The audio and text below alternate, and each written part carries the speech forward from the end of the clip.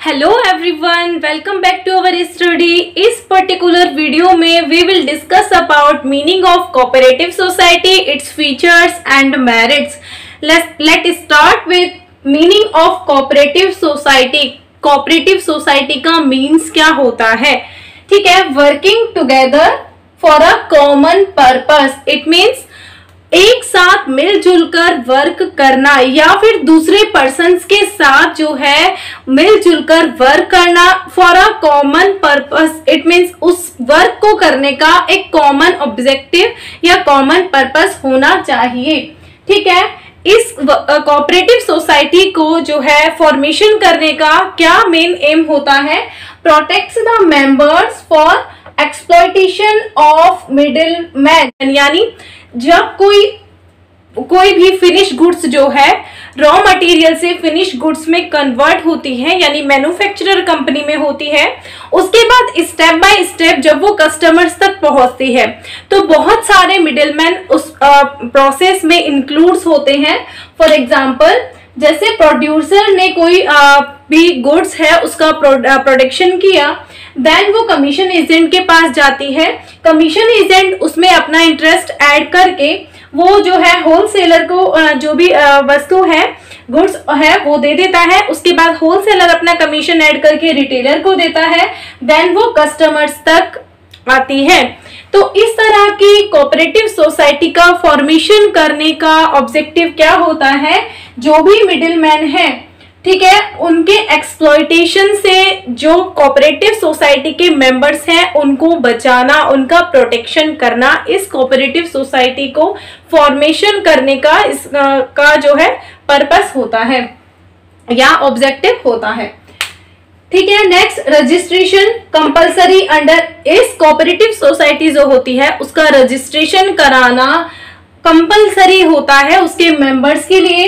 ठीक है, ये जो है कोऑपरेटिव एक्ट 1912 के अकॉर्डिंगली जो है रजिस्टर्ड होते हैं, यानी इसके लिए जो एक्ट बना हुआ है उसका नेम है कोऑपरेटिव एक्ट 1912। ठीक है, next, member at least 10 adult members. It means cooperative society के फॉर्मेशन करने के लिए ये बहुत जरूरी है कि कम से कम 10 एडल्ट मेंबर्स होने चाहिए। Capital its members through issue of shares, यानी कैपिटल जो है, जो इसमें कैपिटल इन्वेस्ट की जाती है, वो इसी के मेंबर्स से अचीव की जाती है थ्रू इश्यू ऑफ शेयर्स। उनको शेयर्स इश्यू करके उसके थ्रू इन्हीं कोऑपरेटिव सोसाइटी के जो मेंबर्स होते हैं उन्हीं से कैपिटल अचीव की जाती है, जो कैपिटल कोऑपरेटिव सोसाइटी में इन्वेस्ट की जाती है। ठीक, Our next topic is features और characteristics of a cooperative society, यानी कोऑपरेटिव सोसाइटी के फीचर्स और कैरेक्टरिस्टिक्स क्या क्या होते हैं।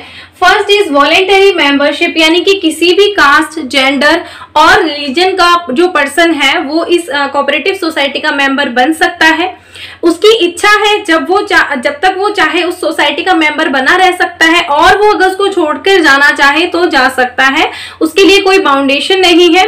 ठीक है, लेकिन उसको एक नोटिस देना होता है और उसके बाद वो उस जो कोऑपरेटिव सोसाइटी है उसको छोड़ सकता है। Second is legal status. It means एक कोऑपरेटिव सोसाइटी का इसके मेंबर से सेपरेट एंटिटी होता है, यानी कोई मेंबर्स जाए या आए, जो कोऑपरेटिव सोसाइटी है वो हमेशा एग्जिस्टेंस में बनी रहती है। ठीक है, और ये जो कोऑपरेटिव सोसाइटी है ये अपनी तरफ से कोई भी कॉन्ट्रैक्ट कर सकती है, कोई भी असेट्स वगैरह परचेज कर सकती है। ठीक, third is limited liability. It means इसके जो मेंबर्स होते हैं उनकी लायबिलिटी लिमिटेड होती है, यानी किसी भी तरह का लॉस अगर हो जाता है तो वो उसको वहीं तक बेयर करेंगे जितनी उन्होंने कैपिटल इन्वेस्ट की थी। ठीक है, तो लायबिलिटी उनकी लिमिटेड होती है। Fourth is control. It means जो एक कोऑपरेटिव सोसाइटी होती है इसका डेमोक्रेटिक टाइप का कैरेक्टर होता है, यानी इसके जो मेंबर्स होते हैं उनको एक वोट करने का अधिकार होता है, राइट होता है कि वो किसको मैनेजिंग कमेटी के रूप में जो है चूज करे। ठीक है, तो वो जो सारा कंट्रोल रहता है वो उस मैनेजिंग कमेटी के पास ही रहता है, जो कि सदस्य जो भी मेंबर्स हैं उनके द्वारा एक वोट के द्वारा चूज की जाती है। Fifth is service motive. It means cooperative society जो होती है इसका मेन ऑब्जेक्टिव सर्विस मोटिव होता है। ये अपने मेंबर्स को, जो मिडिल मैन होते हैं, उनके एक्सप्लॉयटेशन से बचाने के लिए इसका फॉर्मेशन किया जाता है। अगर इन केस कोई डिविडेंड होता है तो वो जो भी मेंबर्स हैं उनके बीच में डिस्ट्रीब्यूट कर दिया जाता है। Next topic is merits and advantages of a cooperative society. ठीक है, first is equality in voting status. It means जो भी मेंबर्स होते हैं किसी भी कोऑपरेटिव सोसाइटी में, उनको एक इक्वल रूप से जो है वोट प्रोवाइड करने का राइट होता है। ठीक है, यानी कि जब मैनेजिंग कमेटी के मेंबर्स को चुना जाता है, चूज किया जाता है, तो सभी मेंबर्स, चाहे उन्होंने कितनी भी कैपिटल इन्वेस्ट की हो बिजनेस में, वो इक्वल रूप से वोट करते हैं। Second is limited liabilities. It means इसके मेंबर्स जो भी होते हैं उनकी लाइबिलिटीज लिमिटेड होती है। इट मीन्स अगर बिजनेस में कोई भी लॉस हो जाता है तो इनकी जो लाइबिलिटी है वो जितनी इन्होंने कैपिटल इन्वेस्ट की है उसी तक लिमिटेड रहती है। ठीक है। Third is stable existence. It means cooperative society का जो एग्जिस्टेंस होता है ये स्टेबल होता है। इट मीन्स कोई भी मेंबर आए या जाए, कोऑपरेटिव सोसाइटी का जो एग्जिस्टेंस है वो हमेशा स्टेबल रहेगा। इट मीन्स ऐसा क्यों रहता है? क्योंकि कोऑपरेटिव सोसाइटी और इसके मेंबर का सेपरेट एंटिटी होता है। Topic is economy in operation. It means जो भी किसी भी कोऑपरेटिव सोसाइटी में जो मेंबर्स होते हैं उनको जनरली ऑनररी सर्विस जो है ऑफर की जाती है सोसाइटी के लिए, क्योंकि इनका मेन ऑब्जेक्टिव होता है जो भी मिडिलमैन्स हैं उनको एलिमिनेट करना। तो इससे जो कॉस्ट है वो बहुत कम आती है। ठीक है, और जनरली जो इसके कस्टमर्स होते हैं वो इसके ही मेंबर्स होते हैं, जो कोऑपरेटिव सोसाइटी के मेंबर्स होते हैं वो ही जनरली इनके कस्टमर्स होते हैं। तो इससे बैड डेट्स का जो रिस्क है वो भी बहुत लो होता है। ठीक है।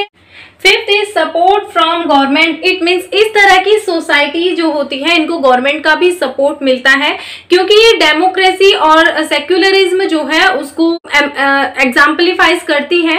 ठीक है, और तो इनको जो है कम टैक्स देना पड़ता है, कम सब्सिडी देनी पड़ती है, और अगर ये कोई लोन्स भी लेते हैं तो वो भी कम जो है लो इंटरेस्ट रेट्स पे इनको मिल जाता है। Sixth is easy formation. It means इस कोऑपरेटिव सोसाइटी जो होती है इसके लिए लीगल फॉर्मेलिटीज बहुत ही कम होती है इसका फॉर्मेशन करने के लिए। ठीक है, कोऑपरेटिव एक्ट 1912 के अंडर में जो है ये रजिस्टर्ड होती है और बहुत ही लो जो है लीगल फॉर्मेलिटीज के साथ इसका फॉर्मेशन किया जा सकता है। Okay students, I hope all are you understand. Thank you.